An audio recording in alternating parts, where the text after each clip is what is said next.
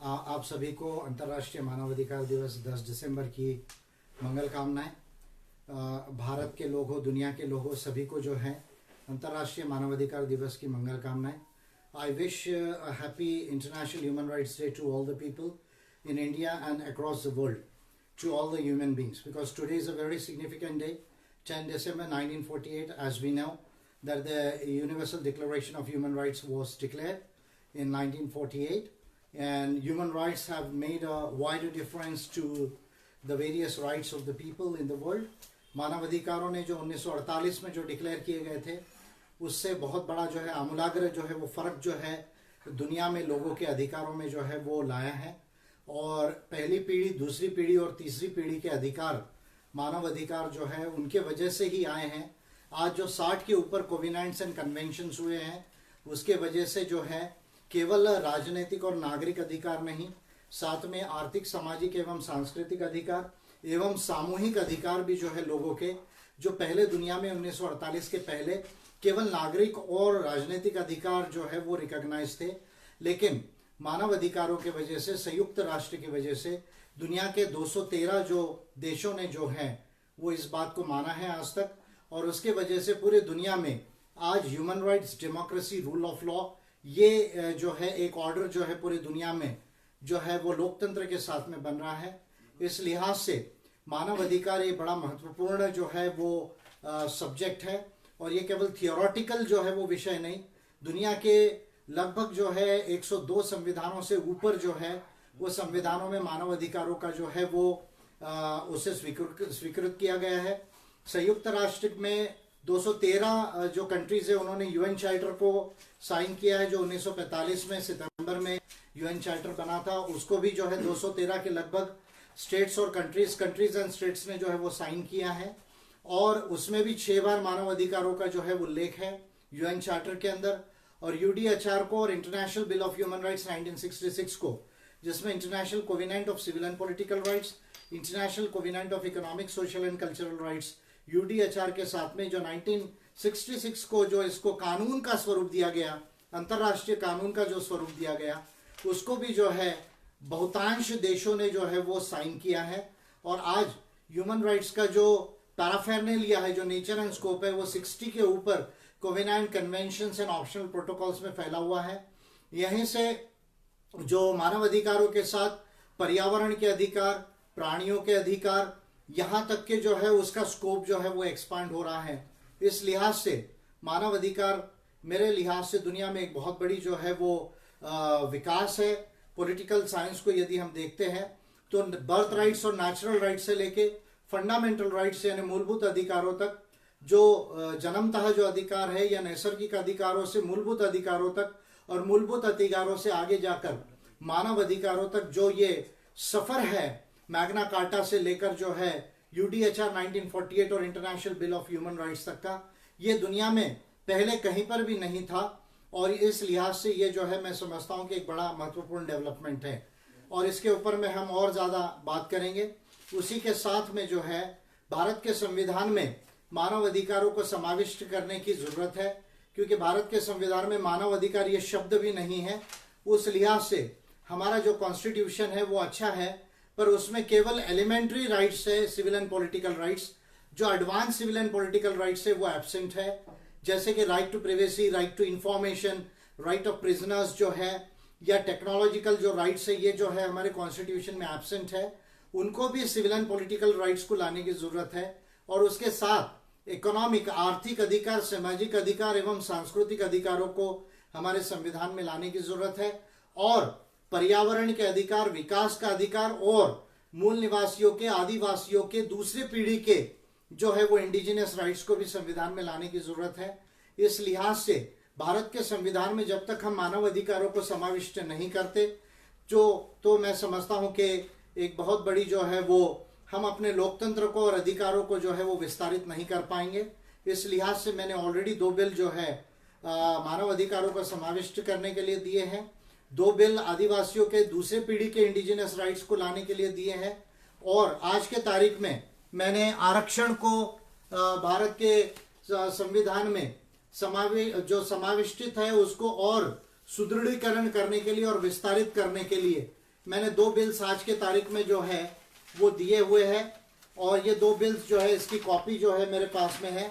संसद को आज के तारीख में 10 दिसंबर के तारीख में ये जो 2 बिल्स दिए हैं, इसके ऊपर में भी हम लोग जो है वो विस्तार से जो है वो बात करेंगे। और इसके साथ जो है मैं समझता हूं कि और बहुत सारे विषयों पर, पर्टिकुलरली आज ह्यूमन राइट्स का दिन है और 26 नवंबर संविधान दिवस जो है वो भी महत्वपूर्ण है, और मानव अधिकार दिवस मेरे लिहाज से और भी ज़्यादा महत्वपूर्ण हो जाता है, क्योंकि इंटरनेशनल लॉ का नेचर एंड स्कोप बहुत ज़्यादा वास्ट होता है। इसलिए मैं आज फिर से 26 नवंबर संविधान दिवस की और 10 दिसंबर अंतर्राष्ट्रीय मानवाधिकार दिवस की सभी देशवासियों को और मानवों को जो है मंगल कामनाएं देता हूं। चिरायु हो, चिरायु हो, संविधान दिवस चिरायु हो, चिरायु हो, चिरायु हो, संविधान दिवस चिरायु हो, चिरायु हो, चिरायु हो, अंतर्राष्ट्रीय मानवाधिकार दिवस चिरायु हो, मानवाधिकार दिवस चिरायु हो। यह स्लोगन जो है वो चिर परिचित जो है वो बने और देश और दुनिया में जो है ह्यूमन राइट्स का जो है वो बोलबाला रहे, ये महत्वपूर्ण बात है। दूसरी महत्वपूर्ण बात यह है कि बड़ी आज जो है वो एक विडंबना है कि आज अंतर्राष्ट्रीय मानवाधिकार दिवस है और हमारे देश के किसान जो है ठंड में बगैर कोरोना महामारी की चिंता किए अपने अधिकारों के लिए आंदोलन कर रहे हैं, उसको सरकार सुन नहीं रही है। संसद जो है उसने डिफेक्टिव कानून बनाए हैं, जो 3 किसान के जो कानून बनाए हैं, तो ये भी कॉन्स्टिट्यूशन और रूल ऑफ लॉ का एक बहुत बड़ा सवाल है। जो human rights, democracy, rule of law की ट्रिनिटी है and international order of justice, ये 4 चीजों का ऑर्डर आज दुनिया में है। उसमें संसद को अधिकार तो है, पर संसद केवल कानून बनाने का अधिकार होने से वो कानून सही हो जाते, ये उसका अर्थ बिल्कुल नहीं होता। तीनों किसानों के जो कानून संसद ने बनाए हैं और बहुत सारे जो कानून संसद ने बनाए हैं, केवल बहुसंख्या के बल पर वो डिफेक्टिव लॉज बनाए हैं और उनको वापस लेने के लिए किसान जो है वो पूरे देश में आंदोलन कर रहे हैं। अम्बेडकराइट पार्टी ऑफ इंडिया ये किसान आंदोलन के साथ में है। किसानों की जो प्रमुख मांग है वो जायज है, क्योंकि ये जो कानून है वो अनफेयर एंड अनजस्ट लॉज है, ये अन्यायकारी कानून है, ये प्राइवेट गुड के कानून है, पब्लिक गुड के कानून नहीं, ये किसानों के हित के कानून नहीं, भारत के लोगों के हित के कानून नहीं, अंबानी अडानी जैसे प्राइवेट लोगों के हित के कानून है। इसलिए वो कानून जो है वो संविधान सम्मत और मानवाधिकार सम्मत नहीं है, इसलिए उनको हम कंडेम करते हैं। और भले ही संसद को अधिकार है, उसके अधिकार है, लेकिन संसद का बनाया हर कानून सही नहीं हो जाता। इसको रूल ऑफ लॉ में, ह्यूमन राइट्स में समझने की जरूरत है और कॉन्स्टिट्यूशन में भी इसको हम समझेंगे। बाकी कॉस्मो ह्यूमनिज्म की बाकी जो साइंस एंड सॉल्यूशंस है उसमें भी हम इनको समझेंगे। तो किसानों के साथ जो है, जो आज मेरी जो है वो पूरी सिंपैथी है, और अम्बेडकराइट पार्टी ऑफ इंडिया किसान आंदोलन के साथ में है प्रमुख मुद्दों के ऊपर में। और आज 10 दिसंबर को अंतर्राष्ट्रीय मानवाधिकार दिवस पे एक बहुत अच्छी बात हुई कि नए पार्लियामेंट की जो है वो आधारशिला रखी गई। प्रधानमंत्री मोदी जी ने उसकी आधारशिला रखी, लेकिन आधारशिला गलत ढंग से रखी मोदी जी ने। तो मैं समझता हूं कि धार्मिक विधि कराकर, जब धर्म का लोकतंत्र में और मानवाधिकारों में कोई प्रमुख रोल ही नहीं है, तो वहां पर जो है धार्मिक विधि से, और वो भी वैदिक धार्मिक विधि से, उसका जो है वो फाउंडेशन रखकर मोदी और बीजेपी सरकार ने जो है गलत जो है परंपरा को प्रस्तापित किया है। और जो आज का जो संबोधन जो है जो था वो एक भाषण था, एक राजनीतिक भाषण था, वो उद्बोधन नहीं था। और मोदी जी को मैं ये कहना चाहूंगा कि या तो पॉलिटिकल साइंस यानी राजनीतिक विज्ञान की अच्छी खासी पढ़ाई कर ले और पढ़ाई करके अपने ज्ञान को बढ़ाए, और अगर अपने ज्ञान को नहीं बढ़ा सकते तो कम से कम बोले, कम से कम संविधान जैसे विषय पर, लोकतंत्र जैसे विषय पर, मानवाधिकारों जैसे विषय पर अगर पढ़ाई कर कर अपने ज्ञान का संवर्धन वो नहीं कर सकते, अगर महाल और रेशम बाग की काली टोपी की यूनिवर्सिटी की थ्योरी को पढ़ के ही अगर वो हिस्ट्री को समझना चाहेंगे, तो उनको ग्राम सभा और लोकसभा के बीच में जो है वो फर्क समझ में नहीं आएगा, और रूल मेकिंग बॉडीज और लॉ मेकिंग बॉडीज के बीच का जो है वो फर्क उनको समझ में नहीं आएगा, लोकतंत्र और गणतंत्र के बीच का फर्क उनको समझ में नहीं आएगा। बड़ी अगर मुझे ये बात मोदी जी को समझाना पड़े तो मैं समझता हूं कि पूरे मोदी जी के कैबिनेट पर और जो सेक्रेटरी बैठे हैं, उनके एडवाइजर्स बैठे हैं, उन पर यह हास्यास्पद हो जाएगा कि मोदी कैबिनेट का और सेक्रेटरीज लोगों का ऊपर का चेंबर खाली है। इसलिए आज जो नए पार्लियामेंट की आधारशिला रखी गई वो तो स्वागत करने योग्य है, लेकिन जिस तरह से वो रखी गई वो गलत परंपरा को प्रस्थापित करती है। धर्म को लड़कर ही, धर्म के साथ संघर्ष करके ही लोकतंत्र और अधिकारों का उदय दुनिया में हुआ है।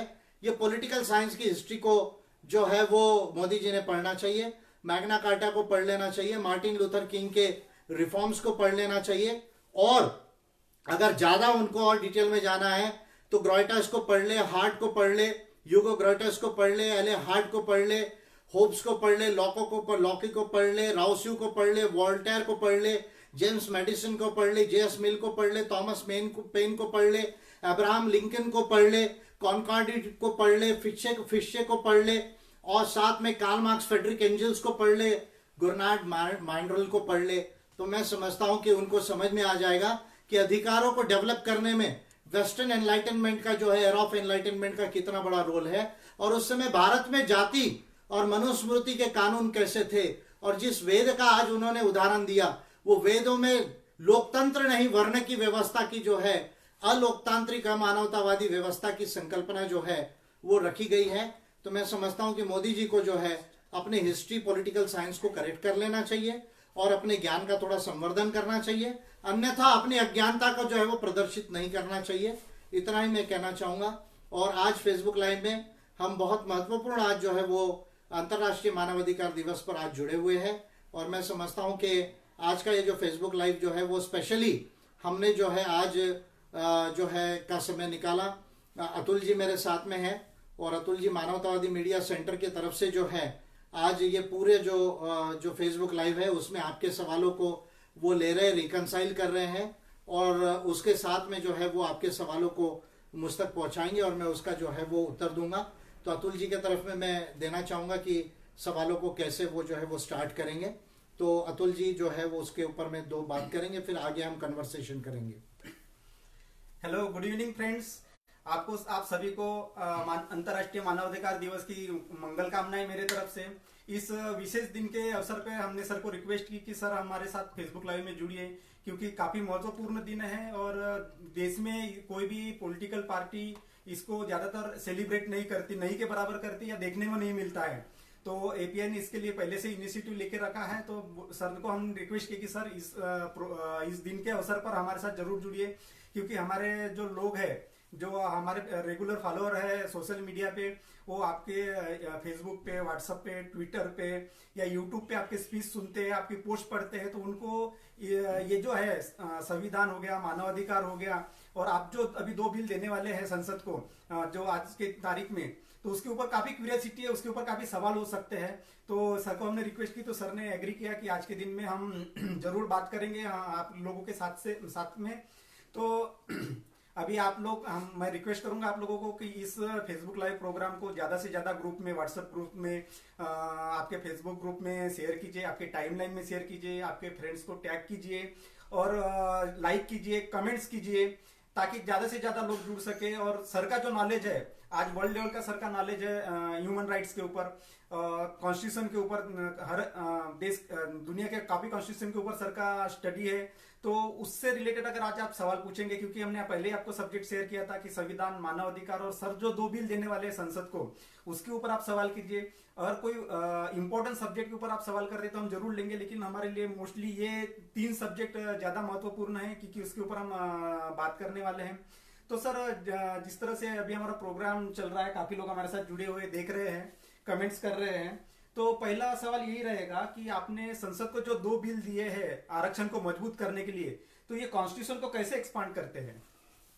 देखिए, ये वो बिल की कॉपी है जो आज मैंने दी है, और ये मेरी पर्सनल मार्क कॉपी है। आज के तारीख में ये पार्लियामेंट को चली गई है, और ये जो बिल्स है तो इसमें मेनली जो है preamble of the constitution of India के साथ आर्टिकल 12, आर्टिकल 15, 2, 3, 4, 5, आर्टिकल 16, 1, 2 एंड उसके साथ 4, 4A, 5, इसको जो है मेनली अमेंड किया गया। आर्टिकल 335 को अमेंड किया गया है, 12 को अमेंड किया गया है, और जुडिशरी के लिए आर्टिकल 124, 2 एंड 217, 1 को अमेंड किया गया है। लेटरल एंट्री के लिए आर्टिकल 309, 310 एंड 311 को जो है वो अमेंड किए गए हैं।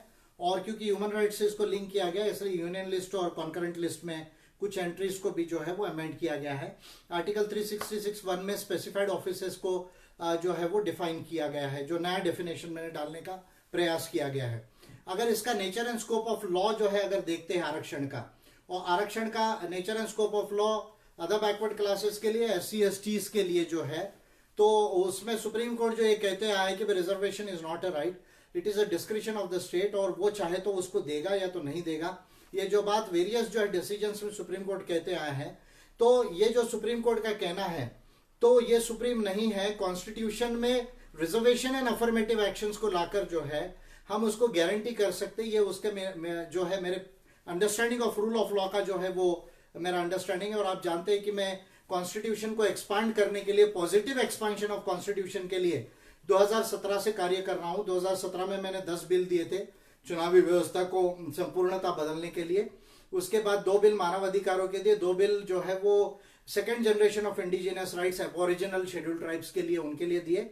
और आज की तारीख में ये जो 2 बिल दिए है, ब्रीफ में मैं कहना चाहूंगा कि क्या क्या प्रोविजंस को मैंने एक्सपांड किया, ये मैं कहना चाहूंगा।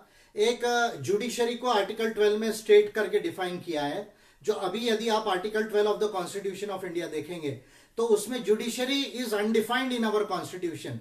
ये एक बड़ी विडंबना है कि judiciary is undefined in our constitution. और जुडिशरी क्या है, जुडिशरी स्टेट है या नहीं है, तो ये कुछ भी क्लियर नहीं है। तो उसको जो है वो प्रॉपरली मैंने अमेंड किया है। उसके बाद में जो है रिजर्वेशन का जो 50% सीलिंग है, वो रीजनेबल लेवल तक अगर डायर नीड है और डेटा है, और अगर मान लीजिए जस्टिस जो है वो रिक्वायर करता है, डिस्क्रिमिनेशन को रिमूव करने के लिए अगर रिक्वायर्ड है, तो 50% से सीलिंग जो है वो बढ़ाकर जो है रीजनेबल लिमिट तक ले जाया जा सकता है। ये एक उसका प्रोविजन है। ओबीसी को 16(4)A में प्रमोशन में रिजर्वेशन मिलना चाहिए, ये एक उसका जो है वो प्रोविजन है। रिजर्वेशन जो है वो रीजनेबल जो है वो राइट है, ये मैंने जो है वो उसके अंदर में लाया है। इसके साथ में जो है जो हमारे आर्टिकल 16(4) को यदि आप पढ़ेंगे तो रिजर्वेशन केवल अपॉइंटमेंट एंड पोस्ट में है, ऑफिसेस में नहीं है। और जुडिशरी जो है वो ऑफिस है, तो जुडिशरी में रिजर्वेशन कभी भी नहीं आ पाएगा यदि ऑफिसेस में रिजर्वेशन को एक्सपांड न किया जाए।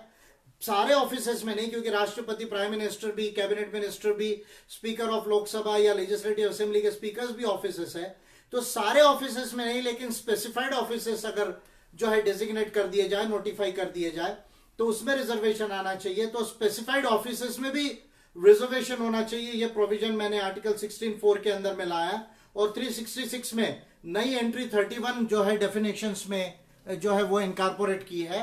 और इसकी वजह से जो है उसके साथ आर्टिकल 124(2) एंड 217(1) को जो है वो अमेंड किया है, ताकि जो है वो उसके आधार पर रिजर्वेशन इन जुडिशरी आ सके। इसके साथ जो है वो अफर्मेटिव एक्शन जो है वो प्राइवेट सेक्टर के अंदर उसका प्रोविजंस किया है। और ये अफर्मेटिव एक्शन केवल SC ST OBCs के लिए नहीं, जो बाकी डिस्क्रिमिनेटेड कम्युनिटीज है, यानी जैसे माइनॉरिटीज वगैरह है या DNTs वगैरह है, उनको भी रिजर्वेशन इन प्राइवेट सेक्टर का प्रोविजन किया है। फिर कोई भी पब्लिक सेक्टर एंटरप्राइजेस का अगर डिसइन्वेस्टमेंट होता है, तो वो डिसइन्वेस्टमेंट करने के पहले और करने के बाद भी वहां पर रीजनेबल लिमिट तक रिजर्वेशन जो है वो कंटिन्यू रहे, इसका प्रोविजन जो है वो मैंने किया है।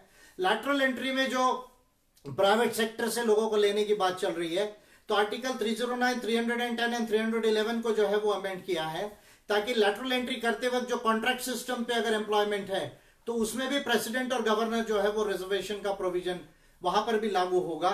ये प्रमुखतः जो रिजर्वेशन की तमाम जो चीजें हैं उसको जो है वो बिल्स में मैंने अमेंड किया है। फिर रिपीट कर देता हूं, एक रिजर्वेशन इज अ रीजनेबल जो है वो राइट है, ये मैंने उसमें लाया है। SC ST OBC का रिजर्वेशन 50% से ज्यादा भी जा सकता है अगर डिस्क्रिमिनेशन को रिमूव करना है, ये लाया है। प्राइवेट सेक्टर में affirmative action SC ST OBCs के साथ माइनॉरिटीज के लिए भी हो, ये प्रोविजन जो है मैंने लाया है। कोई भी पब्लिक सेक्टर एंटरप्राइजेस जो है अगर डिसइन्वेस्टमेंट होती है तो उसके बावजूद उसमें रिजर्वेशन कंटिन्यू होना चाहिए, ये प्रोविजन उसमें लाया है। 50% का सीलिंग का लिमिट को जो है वो एक्सटेंड करने का लाया है। लैटरल एंट्री में रिजर्वेशन का प्रोविजन लाया है। और सबसे इंपॉर्टेंट, स्पेसिफाइड ऑफिसेस यानी जुडिशरी में जो है वो रिजर्वेशन का जो है वो प्रोविजन का ये बिल जो है, दोनों बिल जो है वो इसका जो है वो इनकॉर्पोरेशन करते हैं। और भारत के इतिहास में ये काम करने के लिए बहुत ज्यादा जो है वो जरूरत थी, क्योंकि सुप्रीम कोर्ट काफी दिनों से एडवर्स डिसीजन दे रहा था और गवर्नमेंट इसके ऊपर में कोई भी एक कॉन्क्रीट बात नहीं कर रही थी। और एक के बाद दूसरा, दूसरे के बाद तीसरा, तीसरे के बाद चौथा, ऐसे कई अलग अलग वेरिड इंटरप्रिटेशंस करके थ्रू द जुडिशरी जो है रिजर्वेशन को डाइल्यूट किया जा रहा था। तो उसको जो है फिर से अच्छे से एस्टेब्लिश करने का मैंने बिल बनाया है और ये बिल यदि बन जाता है और संसद में आज मैंने दिया है, और अगर आगे कोई प्राइवेट मेंबर बिल इसको इंट्रोड्यूस करना चाहे तो उनको मैं ये कहूंगा। बाकी मैंने पिटिशनिंग सिस्टम से इसको किया है एज अ सिटीजन्स बिल। तो मैं समझता हूं कि ये आरक्षण को मजबूत करने के लिहाज से और कम से कम 50 साल जो है, 75 साल, जब तक डिस्क्रिमिनेशन दूर नहीं होता, भेदभाव दूर नहीं होता, आरक्षण को मजबूत करने के लिहाज से ये बिल्स ऐतिहासिक साबित होंगे। ये प्रयास मैंने किया है और मैं समझता हूं कि मुझे खुशी है कि मैं पहला लीडर हूं जिसने ये प्रयास देश के अंदर में किया है। Thank you sir. अभी हमारे साथ में फेसबुक लाइव में काफी सारे साथी लोग जुड़े हैं। श्याम कुमार डोंगरे जी है, किरण कुमार मधुकर जी है, अमित कुमार है, दीपक जी है, सत्यपाल बोद्ध जी है, रवि राउत जी है, अमर मोहट जी है, रामपुकार पासवान सर है। मैं सारे साथियों का नाम नहीं ले पाऊंगा, लेकिन हमारे जो साथी है ये साथ जुड़े हैं, साथ में शेयर कर रहे हैं। तो बाकी लोगों से भी रिक्वेस्ट करूंगा कि इसको ज्यादा से ज्यादा शेयर करें।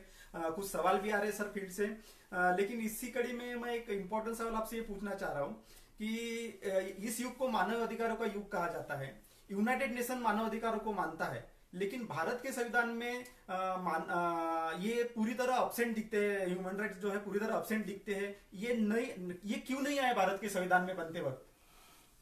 नहीं, उसके हिस्ट्री में जो है जाएंगे तो संविधान सभा में जो है वो ऐसा लगता है कि पूरी संविधान सभा इस पे नदारत थी, और जो जानकार लोग थे वो भी इस पे जो है वो एक तरह से जो है वो इग्नोरेंट नजर आए, और ऐसा लगता है कि कुछ लोगों ने डेलिबरेटली भी जो है इसको इग्नोर किया है। तो अभी नाम लेना ठीक नहीं, लेकिन मुझे तो सारी हिस्ट्री मालूम है।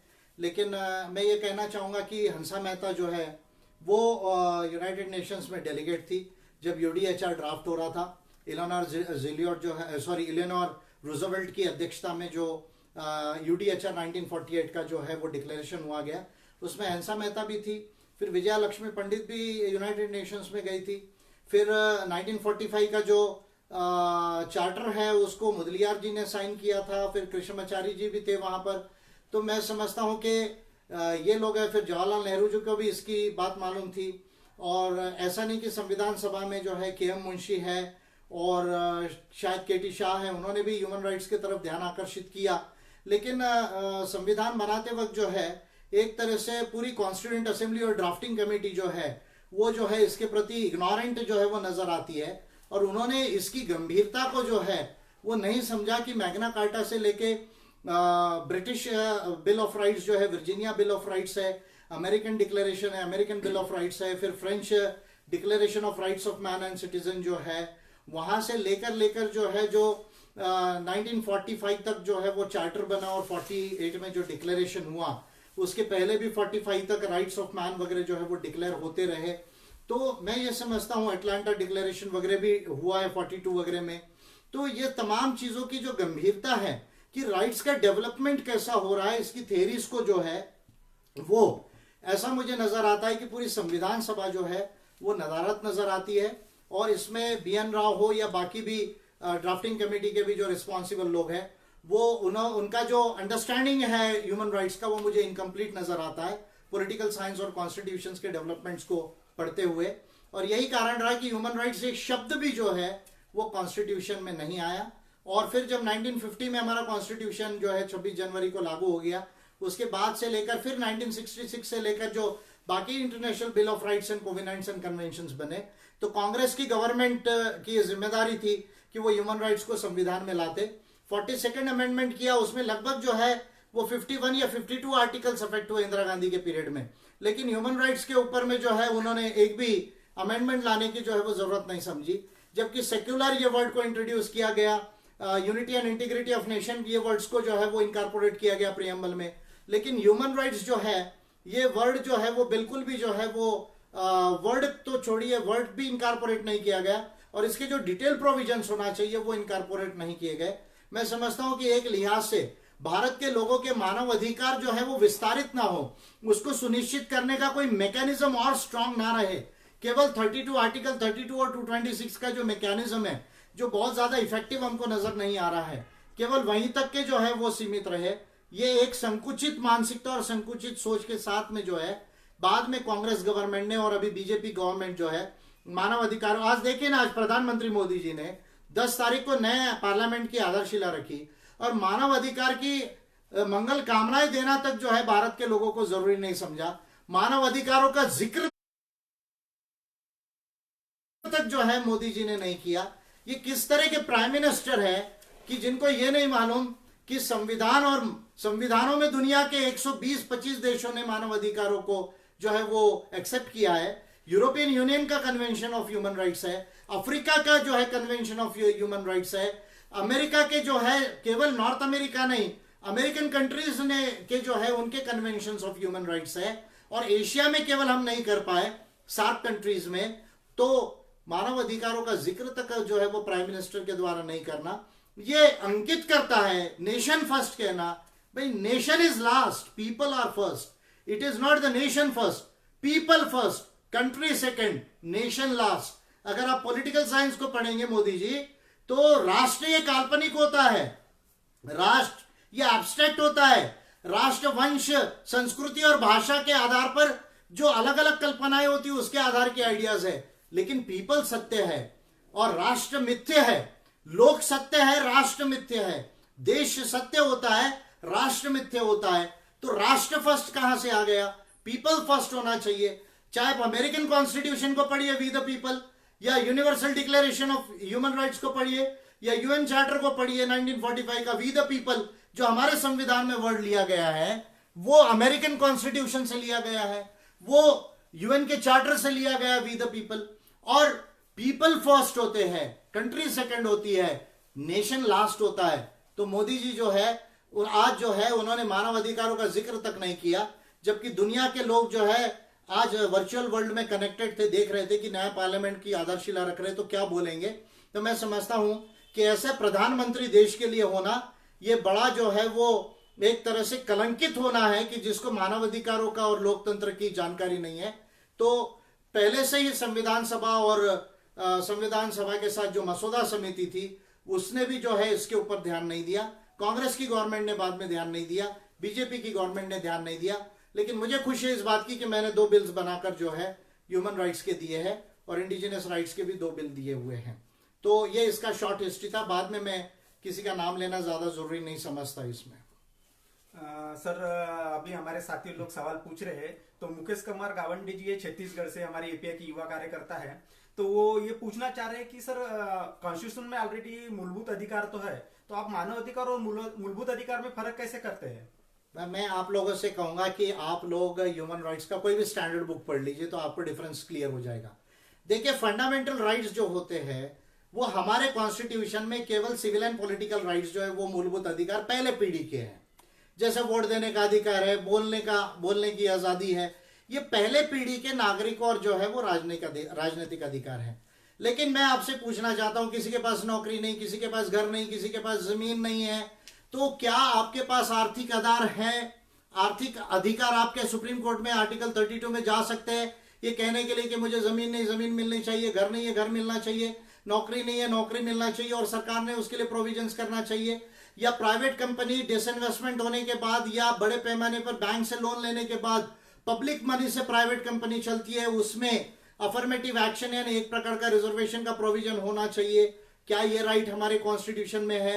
Right to privacy, right to information, right against technological discrimination, क्या ये हमारे जो है वो कॉन्स्टिट्यूशन में है? सोशल सिक्योरिटी का अधिकार यानी प्रोविडेंट फंड पेंशन के अधिकार जो है या सोशल इंश्योरेंस के अधिकार क्या हमारे कॉन्स्टिट्यूशन के अंदर फंडामेंटल राइट के रूप में है? तो ऐसे कई अधिकारों का एनालिस्टिंग मैं कर सकता हूं। या जल जमीन जंगल का जो मालिक होना चाहिए, जो सब सरफेस राइट्स, जमीन के नीचे जो मिनरल वेल्थ है वो आदिवासियों की, उस पर उनका अधिकार है। ये इंडिजिनियस राइट्स क्या हमारे कॉन्स्टिट्यूशन के अंदर है? क्या हमारे कॉन्स्टिट्यूशन में आदिवासियों को एबोरिजिनल यानी इंडिजिनियस माना है? ये वर्ड जो है हमारे कॉन्स्टिट्यूशन के अंदर में जो है वो एब्सेंट है। जो गवर्नर है, गवर्नर 5वीं अनुसूची का हेड होता है, लेकिन उसको जो है पूरी ट्राइबल एडवाइजरी काउंसिल मिलकर भी गवर्नर अगर गलत करे तो उसको हटाने का कोई प्रोविजन हमारे कॉन्स्टिट्यूशन में नहीं है। तो ऐसे कई लिस्टिंग मैं कर सकता हूं जो हमारे कॉन्स्टिट्यूशन में नहीं है, और ये सारे राइट्स जो है वो ह्यूमन राइट्स के अंदर अवेलेबल है। जो 3 पीढ़ी के अधिकार होते हैं उसमें पहले पीढ़ी के अधिकार, जिसको नागरिक और राजनीतिक अधिकार कहते हैं, वो भी प्राथमिक तौर के केवल भारत के संविधान में, एडवांस तरीके के अधिकार भारत के संविधान में नहीं है। और यही कारण है कि आप देख रहे हैं कि रोज आंदोलन हो रहे हैं, रोज बड़े बड़े आंदोलन हो रहे हैं, लेकिन आपको रेमेडी नहीं मिल रही है। वो रेमेडी इसलिए नहीं मिल रही है क्योंकि आपके कॉन्स्टिट्यूशन में राइट्स एब्सेंट है, और इसलिए आप उसको एनफोर्स करने के लिए कहीं जा नहीं सकते, और आपको रेमेडी नहीं, इसलिए आपको रोड पर आना पड़ रहा है।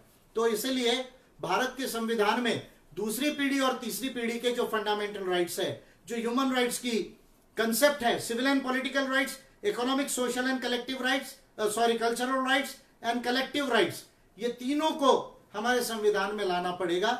और नए तरह के राइट्स जो है, जो साइंस के राइट्स है और टेक्नोलॉजी के राइट्स है, उसको भी लाना पड़ेगा। तब जाके भारत के लोगों के राइट्स जो है वो सुनिश्चित होंगे, और बीजेपी हो या कांग्रेस हो या और भी कोई गवर्नमेंट आ जाए तो वो उससे बाइंडेड रहेगी। यही रूल ऑफ लॉ की कंसेप्ट है जिसको समझने की जरूरत है। मुझे ऐसा लगता है कि जब हमारा कॉन्स्टिट्यूशन बन रहा था तो वो 54वां या 55वां संविधान था, उसके पहले 54-55 संविधान दुनिया के बन चुके थे, और मोस्टली हमारा संविधान गवर्नमेंट ऑफ इंडिया एक्ट 1935 से लिया गया, और अमेरिकन कॉन्स्टिट्यूशन, कैनेडियन कॉन्स्टिट्यूशन और जर्मन कॉन्स्टिट्यूशन, आयरलैंड का कॉन्स्टिट्यूशन, स्विट्जरलैंड का कॉन्स्टिट्यूशन और ऑस्ट्रेलियन कॉन्स्टिट्यूशन से कई प्रोविजंस इसके लिए गए। और यही कारण है कि हमने जो एक ओरिजिनल फ्रेश थिंकिंग करना चाहिए था वो कहीं ना कहीं मिसिंग नजर आती है, और उसके वजह से जो है ये कॉन्स्टिट्यूशन अच्छा है लेकिन ये और ज्यादा अच्छा बनाया जा सकता है, उसमें हमें कहीं ना कहीं कमी नजर आती है। कॉन्स्टिट्यूशन अच्छा है लेकिन उसमें बहुत सारी चीजें आने की जरूरत है। सर ऑलरेडी इसके ऊपर काफी वर्क कर रहे हैं, उसकी चर्चा हम आगे धीरे धीरे करेंगे। लेकिन कुछ साथियों के सवाल आ रहे हैं। सर किरण कुमार मधुकर जी पूछ रहे, उन्होंने आज जो शिलान्यास था नए संसद भवन का, उन्होंने मोदी जी ने उसमें मैग्ना कार्टा की बात की, और मैग्ना कार्टा के पहले बोले कि ये जो है अनुभव मंडल था, मैग्ना कार्टा को पायनियर माना जाता है, कुछ विद्वान ऐसे कहते हैं, इस तरह की बातें कही। उन्होंने एक बार भी ह्यूमन राइट्स का जिक्र नहीं किया। इस तरह के जो बातें कर रहे हैं मोदी जी, इसके ऊपर आपका क्या कहना है?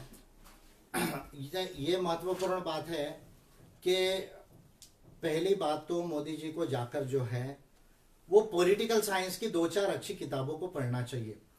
और मैं ये कहूंगा कि अगर इंग्लिश नहीं पढ़ सकते तो कम से कम हिंदी में पढ़ ले, हिंदी में भी अवेलेबल है। क्या होता है, ऐसी बात करने से बार बार जो है उनकी अज्ञानता का जो है बहुत बड़ा प्रदर्शन होता है। देखिए दुनिया में ये सेटल्ड जो है पॉलिटिकल साइंस का हिस्ट्री है, और अगर आपको सभा, ग्राम सभा और लोकसभा के बीच का डिफरेंस यदि नहीं समझता है तो मैं समझता हूं कि बड़ा हास्यास्पद है। जो पार्लियामेंट होती है वो लॉ मेकिंग बॉडी होती है, वो रूल मेकिंग बॉडी होती है। वो कोई आपस में गांव में बैठ के या कोई एक कम्युनिटी बैठ के कोई डिस्कशन करके कोई आपस में मान लेना, जैसे लिच्छवीस के अंदर था या वैशाली के रिपब्लिक्स है या मल्लास की रिपब्लिक्स है, उसमें जो है वो रिपब्लिकन सिस्टम जो है वो लिमिटेड लोग बैठ के जो डिस्कशन करके कुछ बातों को मानकर जो है आगे चलते थे। वो law making, rule making bodies नहीं थी, वो इलेक्टेड बॉडीज नहीं थी। उसमें महिलाओं को भी जो है वो वोटिंग राइट नहीं था, और स्लेव्स को यानी शूद्रों और अनटचेबल्स को भी जो है वो जो है, अनटचेबिलिटी तो खैर थोड़ा बाद में आई, लेकिन जो शूद्र कम्युनिटी थी उसको भी जो है वो जो है उसमें वोटिंग राइट नहीं थे। ये इस फैक्ट को समझने की जरूरत है। लोकतंत्र में democracy, demos means people and cracy means rule of the people, यानी जहां लोगों का राज है। लोगों का राज कैसा होता है, सबसे इंपॉर्टेंट है, हर नागरिक को चुनाव में खड़ा होने का अधिकार होता है, हर नागरिक को वोट करने का अधिकार होता है। ये पहला प्रिंसिपल है डेमोक्रेसी का। दूसरा प्रिंसिपल है कि डेमोक्रेसी में राइट्स होते हैं। राइट्स केवल मेजॉरिटी के नहीं होते, माइनॉरिटी के भी राइट्स होते हैं, यानी कॉमन जो है वो राइट्स होते हैं सारे नागरिकों के, और उसमें कुछ माइनॉरिटीज के लिए स्पेशल जो है राइट्स होते हैं। फिर डेमोक्रेसी में ह्यूमन राइट्स को मानकर जो है वो डेमोक्रेसी जो है वो चलती है। फिर डेमोक्रेसी में चुनाव की एक बहुत ही फेयर जो है वो प्रक्रिया होनी चाहिए, जिसको फ्री एंड फेयर इलेक्शंस कहते हैं। वो फ्री एंड फेयर इलेक्शन जो है free and fair electoral system के माध्यम से जो है वो डिसाइड होती है। और इसके साथ जो है फिर डेमोक्रेटिक इथोस होते हैं या डेमोक्रेटिक कल्चर होता है, पार्टी सिस्टम होता है, ये तमाम चीजें होती है।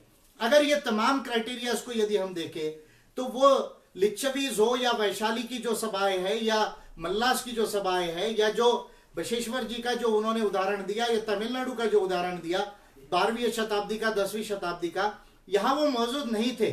और इस तरह की प्रैक्टिसेस की अगर बात करना है तो वैसी प्रैक्टिसेस तो आदिवासियों की गण पद्धति में, गण ये वर्ड ही जो है वो ट्राइबल के गोटुल शब्द से जो है वो जो है गण की जो है वो उत्पत्ति हुई है।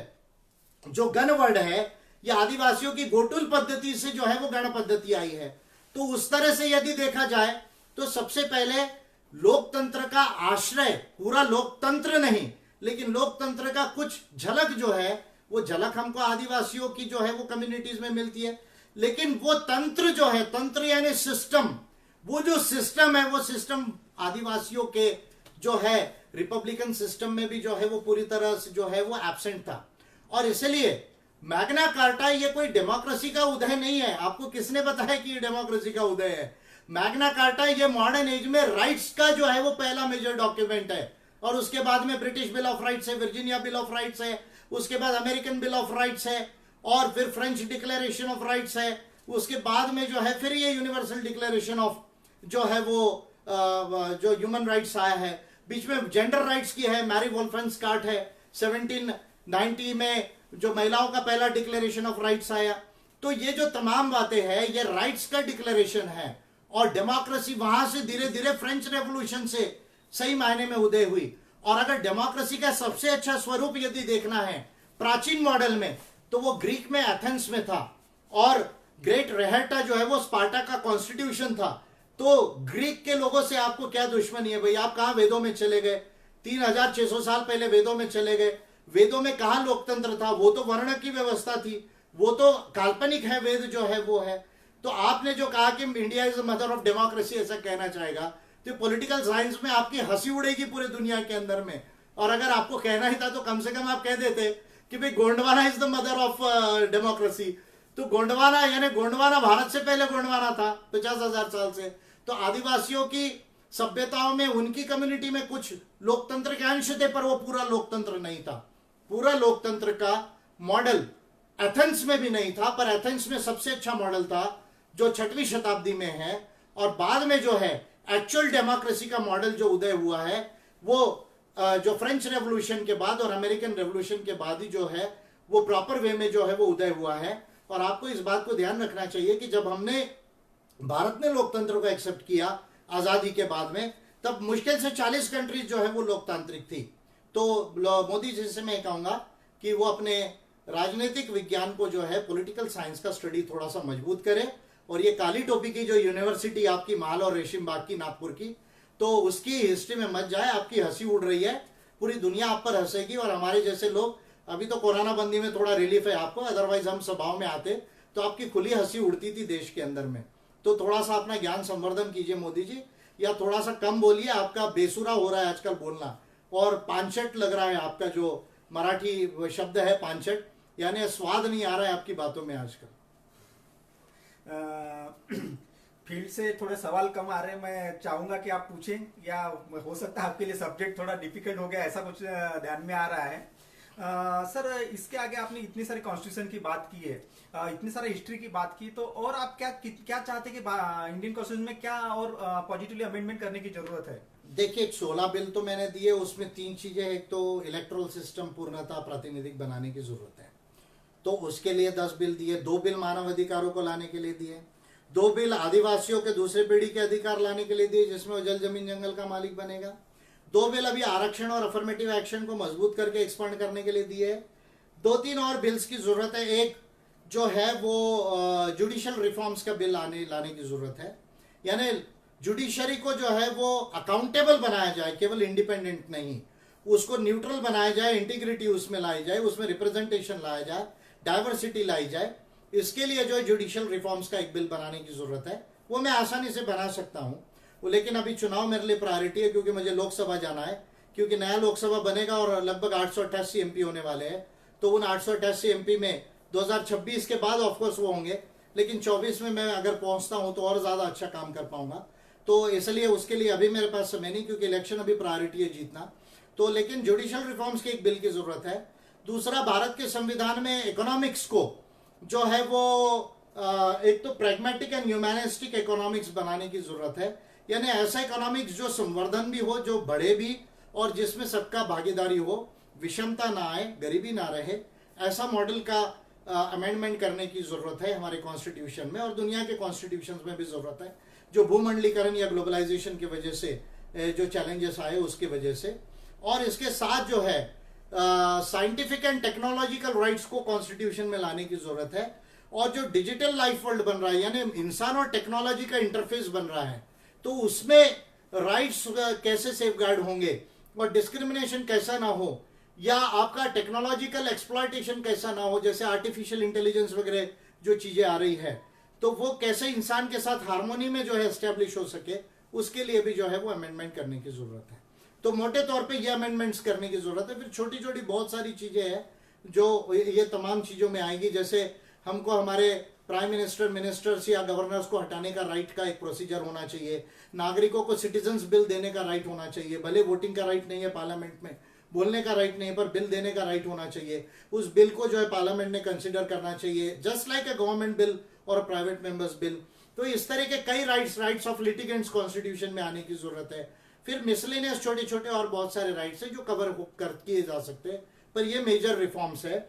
Electoral reforms, judicial reforms, economic reforms and scientific and technological reforms, ये 4 मेजर रिफॉर्म्स को कॉन्स्टिट्यूशन में लाना पड़ेगा। सर, अगला सवाल अमित नागवंशी सर का है।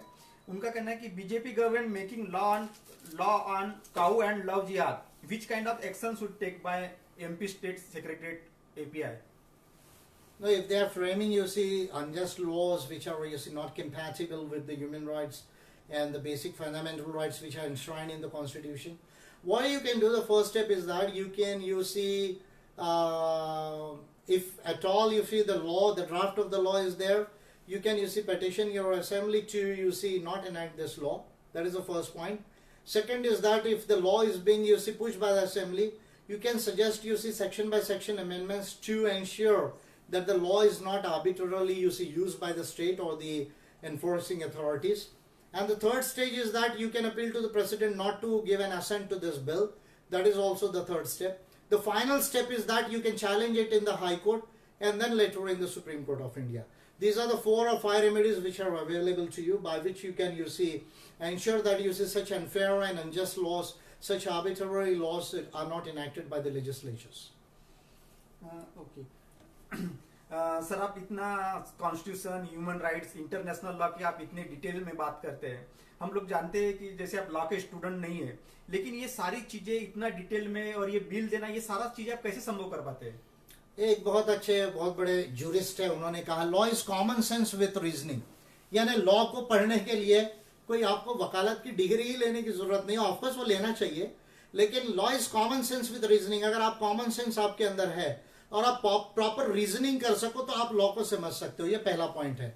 दूसरी बात ऐसी है कि भले ही मैंने कोई लीगल डिग्री LLB LLM की नहीं ली है, लेकिन कॉन्स्टिट्यूशंस को काफी सालों से, जब मैं UPSC किया करता था, तो उसी समय से 23 ईयर्स से जो है इंडियन कॉन्स्टिट्यूशन को पढ़ा, फिर बाकी वर्ल्ड कॉन्स्टिट्यूशंस को पढ़ा है। ह्यूमन राइट्स को तो डिटेल में पढ़ने वाला मैं एक लीडर हूं, जो भारत में बहुत कम लोगों ने ह्यूमन राइट्स को इतना डिटेल में पढ़ा है। फिर जब ये बिल बनाने की बात आई तो वेरियस कॉन्स्टिट्यूशंस के साथ में ह्यूमन राइट्स के साथ स्पेसिफिक लॉज को देखा है कि वो लॉज कैसे डिफेक्टिव है, उसको कैसे ठीक किया जाना चाहिए, उसमें नए लॉज कैसे जो है वो बनाए जाते हैं। तो ये सब चीजों का स्टडी करते रहा, भले ही जाके लॉ की डिग्री नहीं लिया, क्योंकि डिग्री लेने की हर एक चीज की जरूरत नहीं है। कुछ लोग ऐसे ही केवल डिग्रियां लिए हैं, लेकिन डिग्री लेने के बाद भी संविधान और लॉ में जो है वो मिस्टेक्स करके रखे हुए हैं। तो मैं डिग्री लेने में, डिग्री ऑलरेडी मेरा MSc टेक है साइंस का, और फिर सिविल सर्विसेज में क्वालिफाई जो है वो ग्रुप ए सर्विसेज में क्वालिफाई हुआ UPSC से। तो मुझे ऐसा लगता है कि हर चीज की डिग्री लेना जो है वो संभव नहीं होता है। ऑफकोर्स जिसको स्पेशलाइजेशन करना है उनको डिग्रीज लिया जाना चाहिए, पर किसी ने अगर प्रॉपर ढंग से यदि पढ़ाई की है तो वो भी व्यक्ति जो है उसमें मास्टरी कर सकता है। तो मुझे ऐसा नहीं लगता कि उसके लिए केवल डिग्री वाला ही उसको कर सकता है। सर, अगला सवाल था अर्जुन बंसोड़ी जी का। ये पूछ रहे कि मानव अधिकार जन्म से होता है या कॉन्स्टिट्यूशन उसको बहाल करती है लोगों को? देखिए, अगर आप नेचुरल थ्योरी ऑफ राइट्स में जाते हैं तो ये माना ही गया है कि इंसान जो है, और ह्यूमन राइट्स भी इसको मानता है कि all human beings are you see born equal in dignity and rights. All human beings are born equal in dignity and rights. तो ये बात तो जो है वो ह्यूमन राइट्स भी मानता है कि इंसान क्योंकि इंसान है, प्रकृति में वो इंसान करके पैदा हुआ है, इसलिए उसके ह्यूमन राइट्स होने चाहिए। पर ये फिलोसॉफिकल पोजीशन है। पर कोई भी राइट्स जब तक कॉन्स्टिट्यूशन और लॉ में जो है इनैक्टेड नहीं होते, कोडिफाई नहीं होते हैं, तब तक वो राइट्स जो है वो रियल नहीं होते और रियलाइजेबल नहीं होते। तो कोई भी राइट्स जो है उसका फिलोसॉफिकल पोजीशन कोई भी हो, प्रिंसिपल का पोजीशन कोई भी हो, पर उसको जो है इंटरनेशनल लॉ, डोमेस्टिक लॉ में और बाकी जो आपके सिविल और क्रिमिनल लॉज है उसमें कोडिफाई करना पड़ता है। ठीक। सर, अगला क्वेश्चन एमलेस जी का था कि किसान आंदोलन पर सरकार अडिल रवैया अपना रही है, तो इसके पीछे उसकी क्या मंशा हो सकती है? नहीं, मंशा तो बीजेपी सरकार की बहुत क्लियर है कि ये सरकार कोई भारत के लोगों की सरकार नहीं है। ये सरकार तो केवल अंबानी अडानी की सरकार है, और साथ में जो काली टोपी की विचारधारा को जो मानते हैं उसके जो है उन लोगों के लिए ये सरकार है। तो बीजेपी सरकार की मंशा तो बिल्कुल क्लियर है। लेकिन मैं किसानों से ये पूछना चाहूंगा या भारत के लोगों से कहना चाहूंगा कि बार बार फिर बीजेपी जीत कर क्यों आ रही है? जब तक बीजेपी जीतते रहेगी, चाहे वो बिहार में जीते या कल कहीं हैदराबाद जीत जाए या कल बंगाल का रिजल्ट आ जाए या कहीं और आ जाए, तो जब तक वो जीतते रहेगी तो उसको डेमोक्रेटिक लेजिटिमेसी मिलती रहेगी। जो डेमोक्रेटिक लेजिटिमेसी, पॉलिटिकल लेजिटिमेसी की जो कंसेप्ट है कि यदि आप जीतते हो, और एफपीटीपी में तो आपको जरूरी नहीं कि मेजोरिटी वोट से जीतना है, कोई 51% वोट की जरूरत नहीं, आपको 35% वोट मिल जाए तो भी आप जीत जाओगे, जैसे बिहार में हुआ। केवल 12,272 वोटों का डिफरेंस है महागठबंधन और एनडीए के बीच में, लेकिन उनकी सरकार बन गई। तो जो लेजिटिमेसी है आपको लॉ बनाने का, रूल बनाने का, पॉलिसी बनाने का, वो तो गवर्नमेंट फॉर्मेशन का मिल जाता है। तो किसान आंदोलन से मैं कहना चाहूंगा कि आप आंदोलन कर रहे हैं सड़क पर, ये अच्छी बात है, लेकिन वो इसका समाधान नहीं है। जब तक बीजेपी जीतते रहेगी वो गलत कानून बनाते रहेगी, गलत नीतियां बनाती रहेगी, जिसका लोगों को जो है इसका नुकसान उठाना पड़ेगा और चंद लोगों को इसका फायदा होगा। ठीक है। ये भी देखने को मिल रहा है कि इस कोरोना महामारी में किसान हमारे ठंड में, या श्रमिक है, बाकी मजदूर लोग है, काफी दिन से एजुकेशन कर रहे हैं, और इसमें आप मोदी सरकार की नीतियों का फेलियर कैसे देखते हैं? नहीं, मोदी सरकार का फेलियर जो है वो इसी बात से जो है नजर आ रहा है कि देखिए, आप कोरोना महामारी होने के बावजूद अभी एक तो हमारा जीडीपी जो है वो -23% से आके अभी थोड़ा इंप्रूव होते होते फिर भी -7% में है। अनएम्प्लॉयमेंट जो है वो आज 6-7 करोड़ लोग आज भी जो है बड़े पैमाने पर अनएम्प्लॉयमेंट में है। तो विषमता जो है वो 1% लोगों के पास 70% से ज़्यादा संपत्ति हो गई है। प्राइवेटाइजेशन जो है पब्लिक सेक्टर एंटरप्राइजेस का बड़े पैमाने पर जो है वो किया जा रहा है।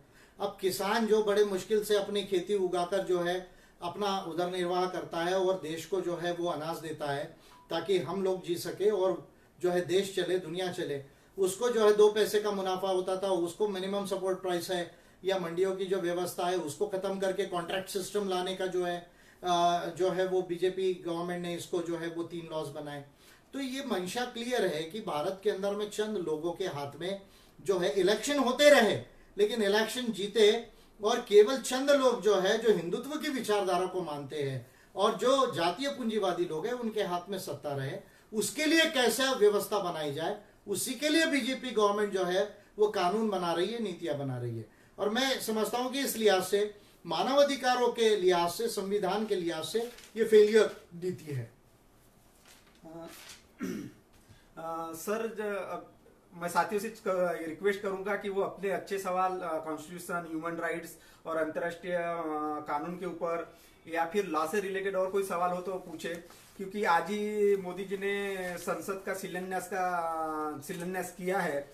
और सर, हमने ये देखने को मिला है कि आपने जो बिल दिए थे संसद को संपूर्ण चुनावी व्यवस्था को बदलने के लिए, उसके बाद में ये सारी कवायद शुरू होती हुई दिख रही है, तो आप कितना असर मानते हैं आपके बिल का? इस देखिए, 2017 का ये बिल है, ये बिल मैं आपके आगे बता रहा हूँ, ये मैंने कैलकुलेशंस करके दिए हैं। कॉन्स्टिट्यूशन का 1st schedule, 2nd schedule, 3rd schedule, 4th schedule. 1st schedule में house of the people, Lok Sabha का कैलकुलेशन है। 2nd शेड्यूल में लेजिस्लेटिव असेंबलीज, विधानसभाओं का कैलकुलेशन है। 3rd schedule of the constitution में लेजिस्लेटिव काउंसिल्स का कैलकुलेशन है। 4th शेड्यूल में जो है council of the states, Rajya Sabha का जो है वो कैलकुलेशन है। मैंने कैलकुलेशन करके दिया कि भारत के अंदर में 150 मेंबर पार्लियामेंट होना चाहिए लोकसभा में, 675 मेंबर पार्लियामेंट होना चाहिए राज्यसभा में, और 6382 एमएलए होना चाहिए, जो अभी 4000 समथिंग कुछ है उससे बढ़कर। ये 2017 के जो मेरे बिल्स है, जो 10 बिल्स के जो अंदर के ये कुछ बिल्स की आप कॉपीज देख रहे हैं, जिसमें पर्टिकुलरली ये पार्ट जो है कैलकुलेशन का जो है, वो कैलकुलेशन का पार्ट जो है मैं आपको दिखा रहा हूं। और ये कैलकुलेशन जो है मैंने भारत के अंदर में प्रोपोर्शनल रिप्रेजेंटेशन सिस्टम और मिक्स मेंबर टेरिटोरियल कॉन्स्टिट्यूएंसीज यानी एफपीटीपी की 2 मेंबर की कॉन्स्टिट्यूएंसीज हाइब्रिड सिस्टम में महिलाओं को 33% रिजर्वेशन के साथ प्रोपोर्शनल रिप्रेजेंटेशन सिस्टम में एससी एसटी का रिजर्वेशन भी कैलकुलेट करके दिया, स्टेट वाइज करके दिया और हर हाउस का करके दिया। उसके बाद 2017 के बाद जो है पिछले साल से हम ये न्यूज सुन रहे हैं कि नया पार्लियामेंट बनाने के लिए सरकार ने जो है वो पहल की है, और वो पहल जो है इतनी जबरदस्त वो की है कि 2022 तक उसको वो करके कंप्लीट करना चाहते हैं। मैं मोदी सरकार से पूछना चाहता हूं, आप तो 2014 में चुनकर आए, 2014 से 17 तक आपको ये बात क्यों नहीं ध्यान में आई, 17-18 में ध्यान में क्यों नहीं आई? मेरे जो बिल 10 समग्र चुनावी व्यवस्था के जब मैंने दिए, उसी के बाद ये जो बात आपको क्यों जो है वो ध्यान में आई? क्योंकि I am the first leader of India जिसने इलेक्टोरल सिस्टम को ठीक ढंग से स्टडी करके 200 कंट्रीज का भारत को क्या चुनावी व्यवस्था जो है वो होनी चाहिए, इसका जो है प्रॉपर बिल्स बना के दिए। जो कॉन्स्टिट्यूशन और बाकी बिल्स है, जो रिप्रेजेंटेशन ऑफ पीपल्स एक्ट है 1951, कंडक्ट ऑफ इलेक्शन रूल्स है 1961, डिलिमिटेशन एक्ट है, कंपनीज एक्ट है, आईटी एक्ट है, फिर केबल रेगुलेटरी और ट्राई का जो एक्ट है, इसमें अलग अलग जगह कैसे कैसे प्रोविजंस होते हैं वो मैंने कर दिए। और उसके बाद ही जो है आज ये सुनने में आ रहा है कि 1224 या 1214 जो है वो सांसद रहेंगे, जिसमें 888 जो है वो लोकसभा में होंगे और 316 या 316 या 326 जो है वो राज्यसभा में होंगे। ये फॉर्मूला आ रहा है। लेकिन मैं आज भी कहूंगा कि यदि ये प्रोजेक्शन अगर लोगों का, एक एमपी और लोगों का अगर परसेंटेज को यदि देखे तो आज भी जो है मैं समझता हूं कि ये जो मेंबर पार्लियामेंट की संख्या बढ़ाई जा रही है वो पर्याप्त नहीं होगी। उसका मैं मेरा फॉर्मूला और जो सरकार का मोटा फॉर्मूला है वो दे रहा हूं। हर 10 साल में जो जनगणना होती है उसमें 10 करोड़ भारत की आबादी बढ़ जाती है। यानी आज लगभग 2021 का यदि जनगणना होती तो हमारी आबादी मोटे तौर पे 140 करोड़ होती, और हर 10 साल में हमारी 10-10 करोड़ से बढ़ेगी। यानी 140 की 150 करोड़ 31 में होगी, 160 करोड़ 2041 में होगी, 2051 में 170 करोड़ होगी, और 50 के बाद 2050 के बाद फिर जो हमारा जो डिकेडल ग्रोथ रेट है वो स्टेबलाइज होगा, वहां हमारी जनसंख्या स्टेबलाइज होगी और फिर धीरे धीरे नीचे आएगी। अगर ये कैलकुलेशन को देखा जाए तो मैं मेरा फॉर्मूला बताता हूं और गवर्नमेंट का फॉर्मूला अभी जो निकाल रहे वो बताता हूं। मैंने कहा था लोकसभा में 1,500 एमपी होने चाहिए। आज के लिहाज से 9,33,000 लोगों पर एक एमपी होता है अगर केवल लोकसभा का कैलकुलेशन करें तो। अभी गवर्नमेंट के फॉर्मूले में 888 अगर मेंबर पार्लियामेंट है तो 15,76,000 जो है ये कैलकुलेशन होता है। अगर 2031 में 10 करोड़ लोग बढ़ते तो मेरे फॉर्मूले से 10 लाख होगा, गवर्नमेंट के फॉर्मूले से 16,90,000 जो है लोगों पर एक सांसद होगा। 41 में मेरे फॉर्मूले में 10,66,000 पर एक सांसद होगा, गवर्नमेंट के फॉर्मूले से 18,01,000 जो है लोगों पर एक सांसद होगा। 2051 में 11,33,000 पर मेरे फॉर्मूले से एक सांसद होगा, गवर्नमेंट के फॉर्मूले से 19,14,000 पर एक सांसद होगा। अगर मैं एवरेज निकालूं तो मेरे फॉर्मूले में 2051 तक 9,33,000 से लेके 11,33,000 तक लोकसभा का एक सांसद लोगों का अगर एवरेज निकाले तो 9,33,000 से लेके 11,33,000 इतना मेरा बीच में एवरेज आएगा। और गवर्नमेंट का फॉर्मूला देखे तो 15,76,000 से लेके 19,14,000 का ये गवर्नमेंट का फॉर्मूला आएगा। केवल यदि लोकसभा और लोगों का रेशियो देखा जाए तो यदि टोटल सांसद को मैं पकड़ लूं लोकसभा और राज्यसभा के तो मेरे फॉर्मूले में 2175 होते हैं और गवर्नमेंट के फॉर्मूले में 1224 या 1214 का फॉर्मूला आ रहा है। तो मैं दोनों फॉर्मूले बता देता हूं।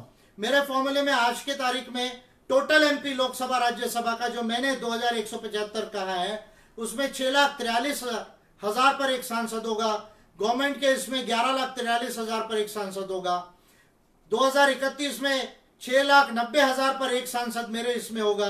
गवर्नमेंट के इसमें 12,25,000 पर एक सांसद होगा। मेरे इसमें 41 में 7,35,000 पर एक सांसद होगा। गवर्नमेंट के फॉर्मूले में 13,07,000 पर एक सांसद होगा। 2051 में मेरे फॉर्मूले में 7 लाख, केवल 7,81,000 पर एक सांसद होगा। गवर्नमेंट के फॉर्मूले से 13,88,000 का ऊपर एक सांसद होगा।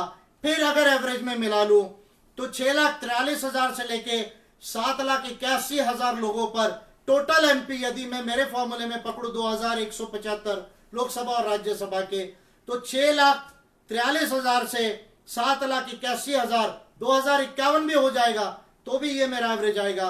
गवर्नमेंट का एवरेज 11,43,000 से लेके 14 लाख तक का जो है एवरेज एक सांसद का आएगा। मैं ये पूछना चाहता हूं कि अमेरिका में लगभग 6 लाख पर एक सांसद है, टोटल दोनों हाउस का अगर पकड़ा जाए, तो हमारे देश में अगर गवर्नमेंट का फॉर्मूला लिया जाए तो फिर भी जो है वो 11.5 लाख से लेके 14 लाख तक का जो है वो फॉर्मूला आ रहा है। मेरे फॉर्मूले में 6.5 लाख से लेके लगभग 8 लाख का फॉर्मूला आ रहा है। 2% का वेरिएशन इधर उधर आप पकड़ सकते हैं।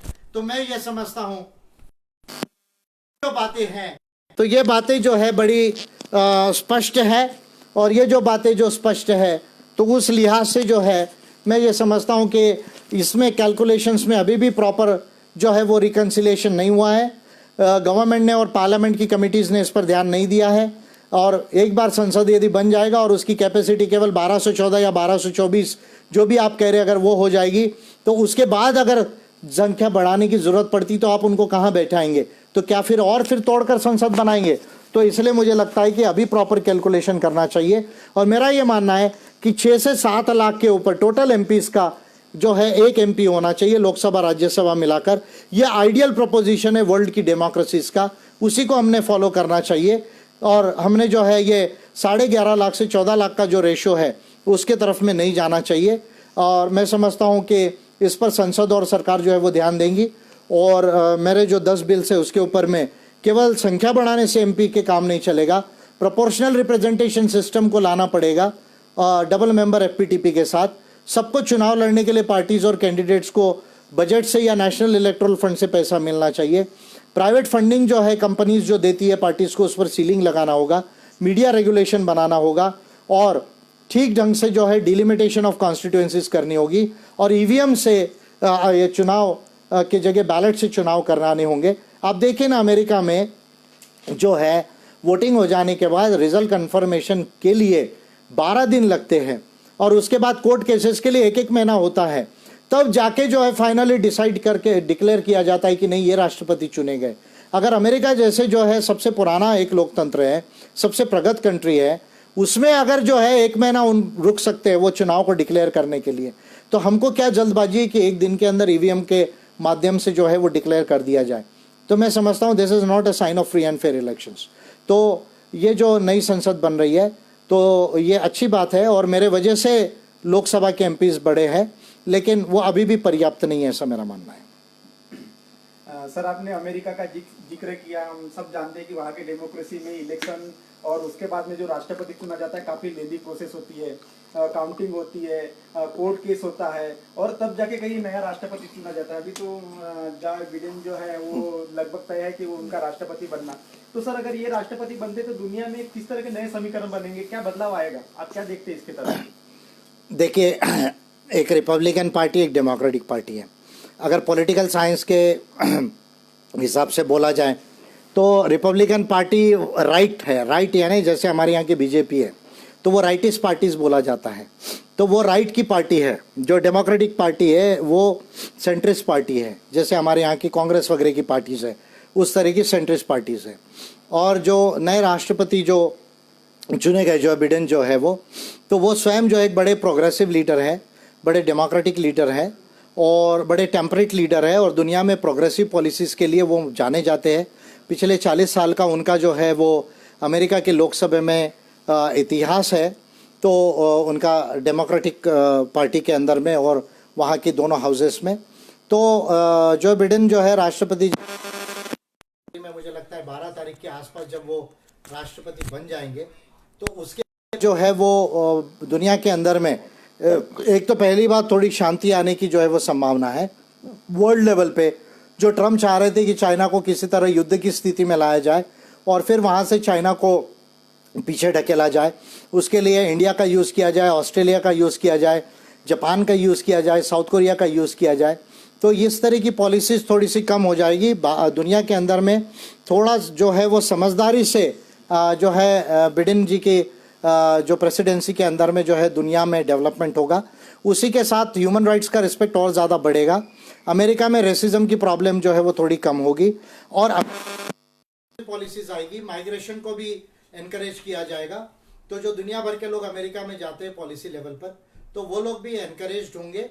और इसके साथ जो है वो पूरी दुनिया में जो है वो ट्रेड बढ़ेगा, इकोनॉमिक्स में जो है वो थोड़ा सा बढ़ावा आएगा और इस्लामिक वर्ल्ड के साथ भी जो कॉन्फ्लिक्ट है वो कम होने की संभावना है। ये तो सर अमेरिका की बात हो गई, आपने वर्ल्ड लेवल की बात की। कुछ दिन पहले मोदी जी ने वन नेशन वन इलेक्शन की बात की थी और आपका ऑलरेडी इसके ऊपर आपने संसद को बिल दिया है संपूर्ण चुनावी व्यवस्था को बदलने के लिए, तो उनके इस वक्तव्य को आप कैसे देखते हैं? नहीं, वन नेशन वन इलेक्शन में कोई दिक्कत नहीं है। मैं कह रहा हूं कि भाई जो मैंने बिल्स दिए हैं वो बिल्स को आप पार्लियामेंट कंसिडर कर ले, वो चुनावी व्यवस्था को जो ला ले और उसके साथ वन नेशन वन इलेक्शन को ला ले, लेकिन टर्म ऑफ जो हाउस है, लोकसभा का टर्म 5 साल से घटा के 4 साल कर ले, विधानसभाओं का भी 5 साल से घटा के 4 साल कर ले और राज्यसभा का 6 साल से घटा के जो है वो 5 साल कर ले, विधान परिषद का 6 साल से जो है वो 5 साल कर ले और उसी तरह से राष्ट्रपति और बाकी भी जो टेन्योर्स है उसको जो है सब्सिक्वेंट रिड्यूस कर ले।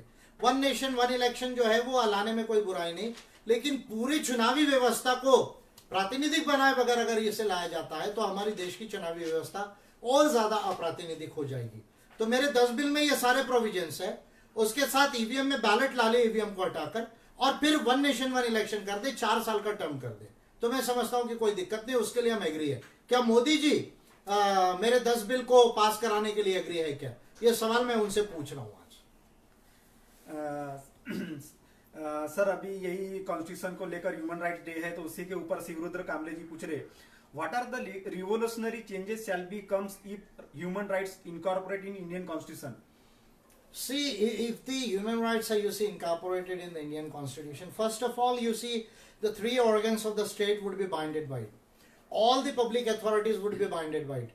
The private sector would be bounded by it. This is the first point that we must understand, that human rights is nothing but incorporating the human rights in the domestic law, thereby expanding the rule of law.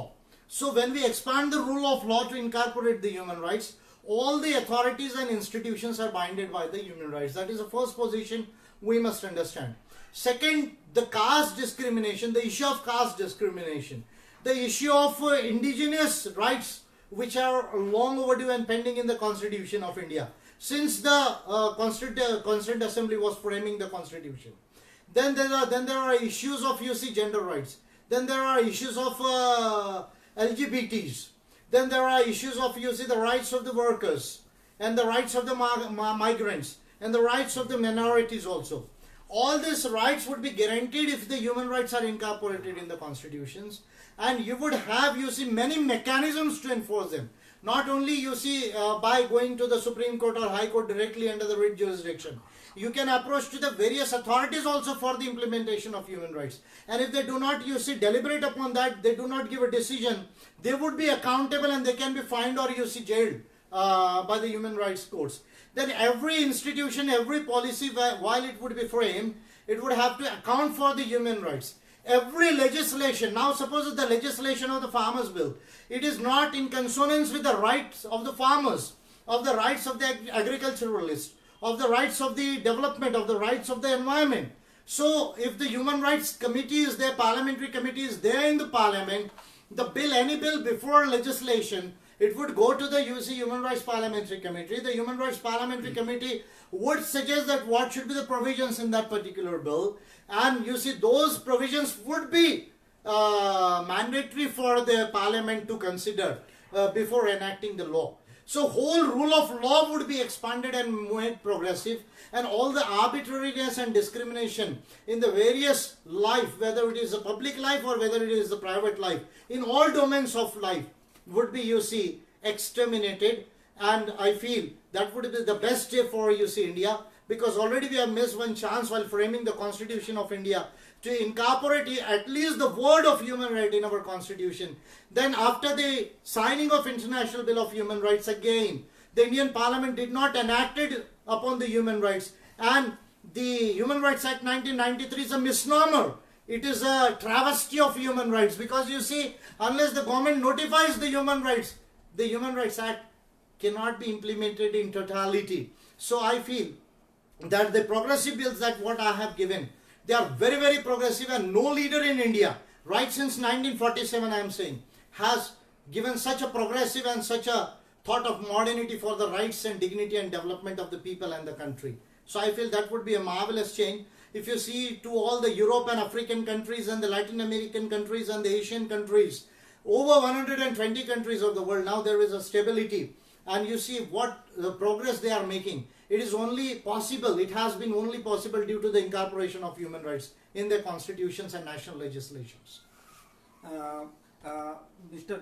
Vinay asking, Jai Vigyan sir. Jai Vigyan. How the discrimination will be abolished by implementing the law of reparation in human rights international law? Explain in detail, sir.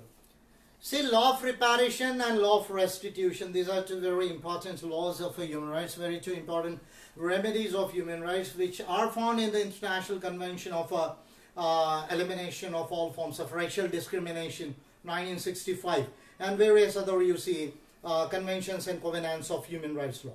Reparation means that if I have done something wrong to you, then I should pay for that.